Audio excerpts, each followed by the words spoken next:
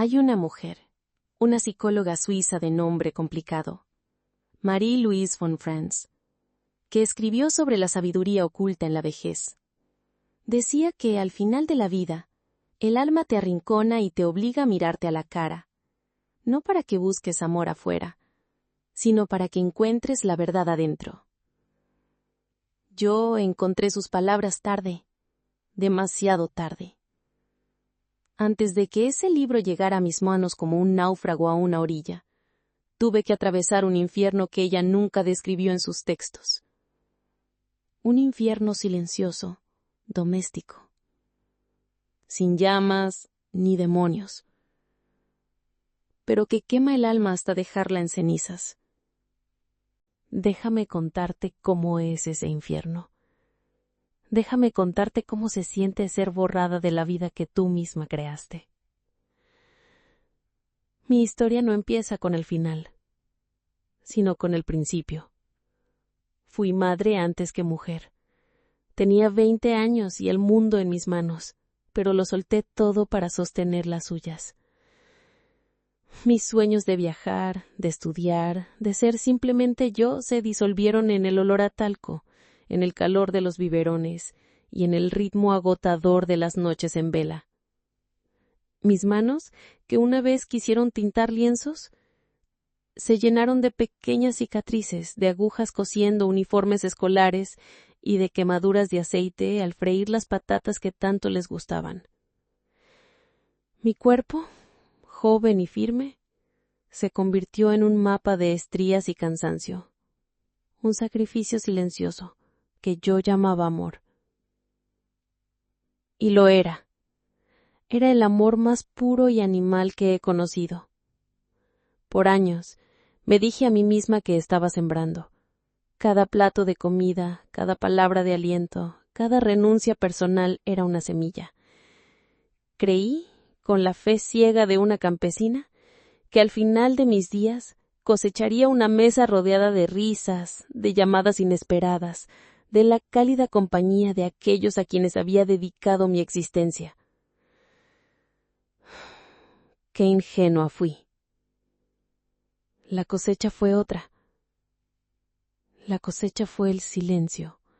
No llegó de golpe. El abandono es un veneno que se administra en gotas. La primera fue una llamada no devuelta un martes por la tarde. «Mamá, te llamo en 5 minutos, que estoy en una reunión». Los 5 minutos se convirtieron en horas, luego en un día. Cuando finalmente llamé yo al día siguiente, la excusa fue vaga, apresurada. «Ay, perdona, se me fue el santo al cielo». Y yo, para no ser una molestia, dije, «No te preocupes, hijo, sé que estás ocupado». Pero esa noche una pequeña grieta se abrió en mi pecho. Luego vino el cumpleaños olvidado, no el mío, sino el de mi difunto esposo. Siempre poníamos flores en su tumba juntos. Ese año mi hijo tenía un viaje de trabajo impostergable. Mi hija, una cena con amigos de su marido. Fui sola. Y mientras cambiaba las flores marchitas, me di cuenta de que no solo estaba honrando a mi muerto, sino que estaba enterrando una tradición, un pedazo de nuestra memoria familiar. El veneno siguió goteando. Las Navidades se convirtieron en una negociación. «Mamá, este año nos toca con los suegros, ya sabes». «Mamá, los niños quieren ir a esquiar». El «te llamo más tarde» se convirtió en su frase de cabecera, un punto y final que nunca tenía continuación. Con mis nietos el dolor fue diferente, más agudo, como un cristal roto. Yo les compraba regalos pensando en sus gustos, en lo que me contaban sus padres. Un libro de dinosaurios para el pequeño, una caja de acuarelas para la mayor. Les escribía cartas contándoles historias del abuelo, de cuando sus padres eran niños. No recibía respuesta. Cuando alguna vez conseguía hablar con ellos por teléfono, sus voces eran distantes, educadas. La abuela Ah, sí, hola. Para ellos yo no era la mujer que había cunado a sus padres, sino un trámite, un nombre en una tarjeta de cumpleaños que seguramente sus padres firmaban por ellos, una extraña con mi sangre. Y entendí lo más terrible de todo. No había maldad en ellos. No me odiaban. No me deseaban ningún mal. Simplemente, en el complejo y ajetreado mapa de sus vidas, yo era un territorio baldío, un punto que se había borrado por falta de uso. Había dejado de existir en sus pensamientos. El día que toqué el fondo del abismo fue un domingo de noviembre. Hacía un frío húmedo que se calaba en los huesos, y el cielo gris de la ciudad parecía una tapa de ataúd. Las calles estaban llenas de familias que volvían de pasear, de niños en bicicleta, de un murmullo de vida que golpeaba las ventanas de mi casa como una burla. Y yo, en mi delirio de soledad, hice lo impensable. Puse la mesa para 4. Saqué el mantel bueno, el de los domingos de antes. Coloqué los platos de porcelana, los cubiertos de plata, las copas de cristal. Cociné durante toda la mañana el asado de ternera que le encantaba a mi hijo, con esa salsa de vino que solo yo sabía hacer. Preparé las natillas con canela que eran las favoritas de mi hija, siguiendo la receta de mi madre. La casa olía a hogar, a fiesta, a un tiempo que ya no existía, y me senté a esperar, como una loca, como una estatua de sal. El tic-tac del reloj del salón era el único sonido. Cada tic era un martillazo en mi esperanza. El vapor del asado desapareció. La comida se enfrió en los platos. El sol de la tarde se fue, y la oscuridad entró en la casa sin pedir permiso. Nadie vino. Nadie llamó. Nadie mandó un mensaje. Cuando ya no pude soportarlo más, me levanté, y con una calma terrorífica, recogí los 4 platos intactos y tiré la comida a la basura. Ver aquel asado perfecto, aquellas natillas cremosas, caer en el cubo de los desperdicios, fue como tirar mi propia vida por un sumidero. Esa noche no me quité ni el pijama. Me metí en la cama y dejé la luz encendida, porque, por primera vez en mi vida, tuve miedo de la oscuridad, miedo de morirme allí, sola, y que mi cuerpo se pudriera durante semanas hasta que el olor alertara a los vecinos. Y casi ocurrió. Unos días después, fue el olor a gas lo que alertó a mi vecina del segundo. Yo llevaba horas en el sillón envuelta en una manta, en una especie de duermevela catatónico. No había notado nada. La mujer aporreó mi puerta, llamó a los bomberos, me salvaron. Pero mientras me daban un vaso de agua y ventilaban la casa, yo no sentía alivio. Sentía una vergüenza profunda, helada. Había estado a punto de morir por mi propia apatía. La vecina me había salvado de mi propia tumba silenciosa. En ese momento, una voz cruel y clara resonó en mi cabeza. ¿Ves? Ya no le importas a nadie. Ríndete de una vez.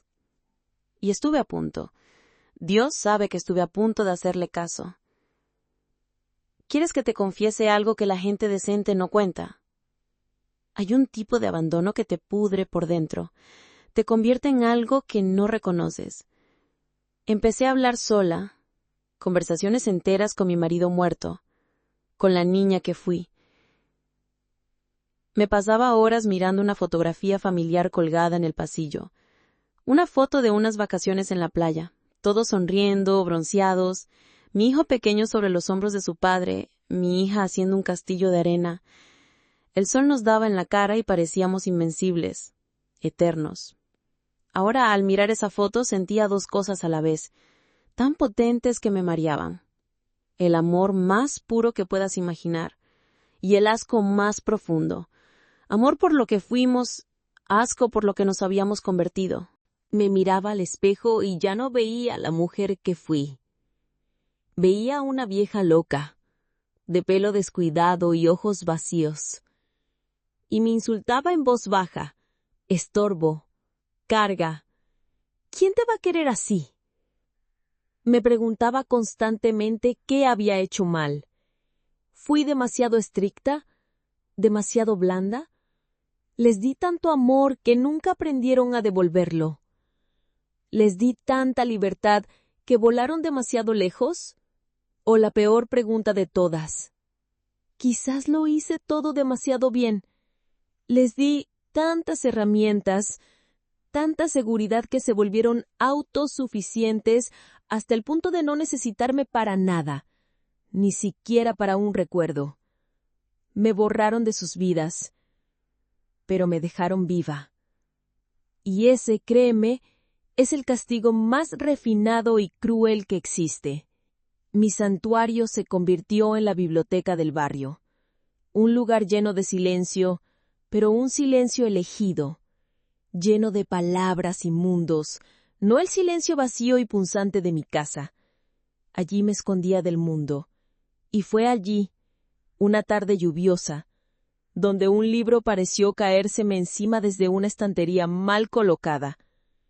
Era viejo, de tapa dura y azul, con el título casi borrado: El hombre y sus símbolos.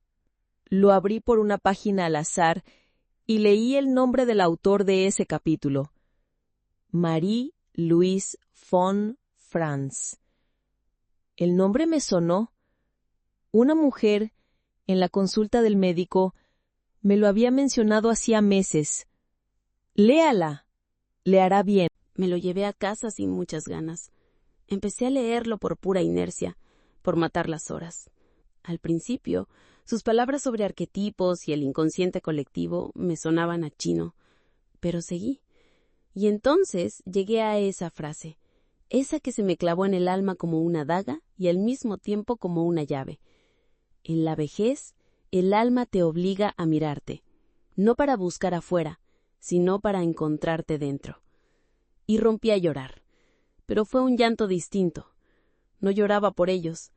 No era el llanto amargo del abandono, era un llanto de compasión por mí misma, un llanto de reencuentro con la mujer que había dejado enterrada bajo capas y capas de madre, esposa y abuela. Entendí que, aunque mi vida para ellos fuera un objeto inservible, para mí todavía me pertenecía. Fue un cambio lento, torpe. Un día decidí cocinar solo para mí, pero no cualquier cosa. Hice mi plato favorito de la infancia, uno que nadie más en la familia apreciaba. Puse el mantel bonito, una sola copa de vino y comí despacio, saboreando cada bocado. Me sentí ridícula y sublime a la vez. Compré un cuaderno y en la primera página escribí: «Hoy no he muerto». Y empecé a vomitar en sus páginas todo el veneno, toda la rabia, todo el dolor que me había tragado durante años. Un día, mientras regaba la única planta que había sobrevivido a mi abandono, un geranio rojo y testarudo, me reí. Un pájaro se había posado en el alféizar y había inclinado la cabeza de una forma tan cómica que una risa ronca, extraña, brotó de mi garganta. Hacía tanto tiempo que no me reía que el sonido me asustó.